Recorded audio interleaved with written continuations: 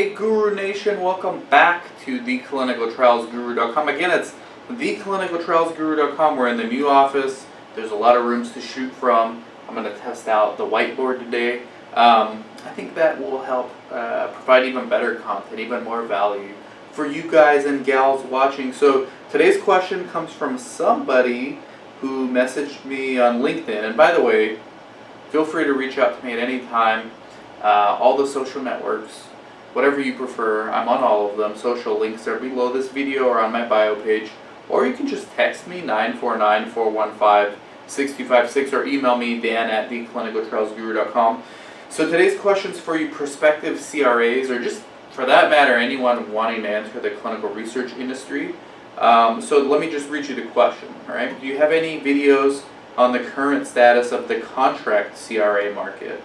I've only been a CRA for 1.5 years, but I'm looking to be proactive with regards to setting up my LLC and getting a jump on all the necessities to be a contractor. Sometimes you just can't fight the entrepreneur mindset. I understand that contracting does not come easy, so I'm looking for some intel with regards to current 1099 rates, as well as compensation details, are companies paying 100% travel, etc. Okay, so first of all, just before we get into anything else, just because you're setting up your own LLC and you're going to be a contractor, which is essentially self-employed, that doesn't make you an entrepreneur, right? That makes you an employee that is not a W-2 employee, but a 1099 employee, right? An entrepreneur is someone that's building a business. So you can, like many of my clients who are CRAs, which they're not entrepreneurs in that space, they start their own clinics on the side. Then they become entrepreneurs. The best thing I can recommend, there's no rules, first of all, and it's all supply and demand. Okay, so the market will pay you what the market dictates based on supply and demand. Right now, in the first quarter of 2017, there is a high demand for CRAs, contract CRAs, W-2 CRAs. The first thing you need to do, and you have plenty of experience, 1.5 years is a good amount of experience, so is put your resume on the big job boards, okay? Indeed.com. Hopefully this shows up on the video. Indeed.com, okay? And here, hopefully it shows up here, you actually have message boards where you can talk to other people who have had experiences as contract CRAs and see what they get. So of course every geographic region is different. In Southern California right now, I'm getting, as a contractor, I'm getting $90 per hour, all right? That's if you get paid per hour.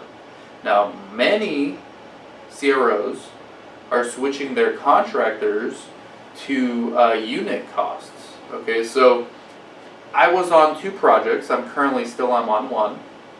The one I'm on is strictly unit, okay? And I'm making about $2,200 for every site visit that I do as a contract CRA, and that includes follow-up letters, confirmation letters, and monitoring reports, okay? Now the study I'm involved with is using centralized monitoring, which means that I'm the monitor that just goes on site. I just do SIVs, closeout visits, interim monitoring visits, but I'm just doing SDV and IP accountability on site. The central monitor is handling the day-to-day SDV in between my monitoring visits, okay? So I don't get an hourly pay on that, okay? On my previous project, I was getting both the unit cost, so every time I go out to a site, and in that one I only negotiated like $1,500. I got better at negotiating on my second contract. I only negotiated $1,500 on average per site visit. That was my unit cost. That includes reports and all that stuff. And then there was admin work in between my visits. There were emails. There were supposed to be SDV, remote SDV. So I was getting $90 an hour for that one. But that's Southern California, okay? That's like the highest paid market for CRAs. So depending on where you're located, you know, anywhere from 70 to 90 And then if you get into oncology, I mean, that's like a whole nother world. I've heard some contract CRAs getting $150 an hour for oncology studies, right? So anywhere from 65 to 95, 65 to 100 an hour would be appropriate for a contractor. The salaried CRAs, you get paid a monthly salary regardless of whether you have 30 monitoring visits in 1 month or just 3, okay, or even just 1. You get paid the same. So what do you think the employer is going to do if they're paying you the same? They send those people out on as many monitoring trips they can possibly justify, which would be the reason why many employed CRAs are always overworked and there's always turnover. With contract CRAs, they got to be a little more selective about what they send you on. So I would love to have a site visit a day, okay? I'd be making like $2,200 a day, right? But they don't do that, right? On average, I'm getting like 4 visits a month, which is good, and it's a great like little side business for me. But again, it's not my primary source of revenue. I have many other projects. I personally could not be a full-time employee as a CRA, but as a part-time contractor, it works out perfectly. So go on Indeed.com, put your resume on there, okay? You have 1.5 years of experience, put it on there. Recruiters are going to start calling you immediately, okay?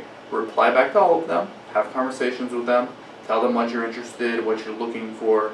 They're going to start sending you contract positions, okay? And then it's up to you to negotiate your terms. Now keep in mind, okay, another difference, as a W-2, which is an employee, and then a 1099, which is an independent contractor.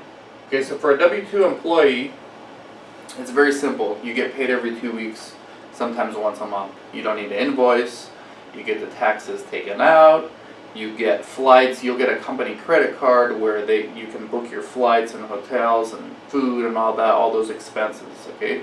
So nothing's coming out of your pocket. Computer, toner, office supplies if you're a home-based monitor, that's all being paid for by the employer. As a 1099, okay, independent contractor, which is what you're asking about, you should set up an LLC. Why? Well, there's many tax advantages, and I'm no tax attorney, I'm no CPA, but I'm doing my contracting CRA through my LLC, the Clinical Trials Guru. Why? Well, many reasons. It provides liability, so if for some reason my employer decides to sue me, they have to sue my company and not me. So that means that my personal assets are protected, because you don't want to end up in a lawsuit, and you never know. So just be prepared and be protected. Another reason why it's good to have an LLC is you can run expenses through your LLC. So remember how I said the W-2 employees, they get a company credit card, so nothing comes out of their pocket, right? Travel, material, supplies, toner, all that stuff, nothing comes out of your pocket.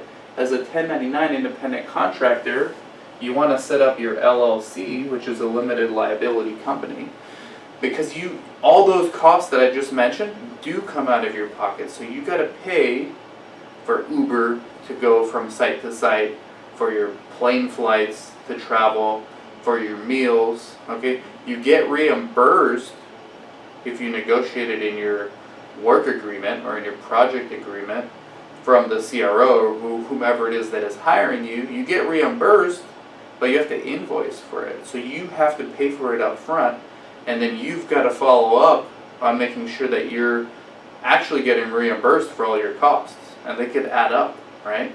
And if you're not organized, you can easily miss things. Okay, I was on a project, I had 4 Uber trips, they only reimbursed me for 3, so I had to follow up on it, right? Now if I had 30 trips that month, and they only reimbursed me for 28, well, it may not have been that obvious that I was missing 2. You see what I mean? So you got to stay on top of these things. Also, you got to invoice for your unit cost or your hours or both on a monthly basis, and watch in your contract, because they're going to put when they're going to pay, right? Now, make sure you get paid on at least every 30 days from their receipt of your invoice, okay? And this is important because sometimes if you read the fine print in these contracts and these master project agreements they send you, they will try to put things like invoice will be paid on 30 days of CRO's receipt of funds from sponsor. Well, that has nothing to do with you, so you shouldn't. What happens if that sponsor decides to not pay the CRO? Does that mean you don't get paid for work you've done? So make sure you have an attorney review your contracts.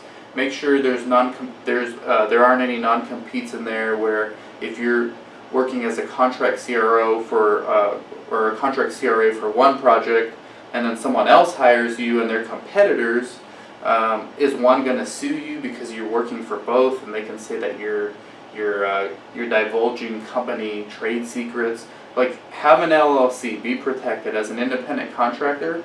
I know I said earlier it's not really an entrepreneur, but it's certainly infinitely more of an entrepreneur than a W-2 employee, okay? Because you can work for multiple companies, as many as you can handle. That's how many you could work for.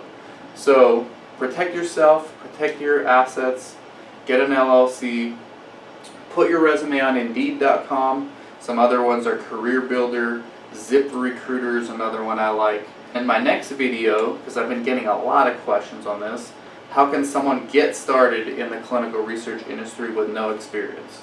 So I'm going to do that in my next video. Thank you very much, Guru Nation, for watching, and I will talk to you soon. Bye-bye.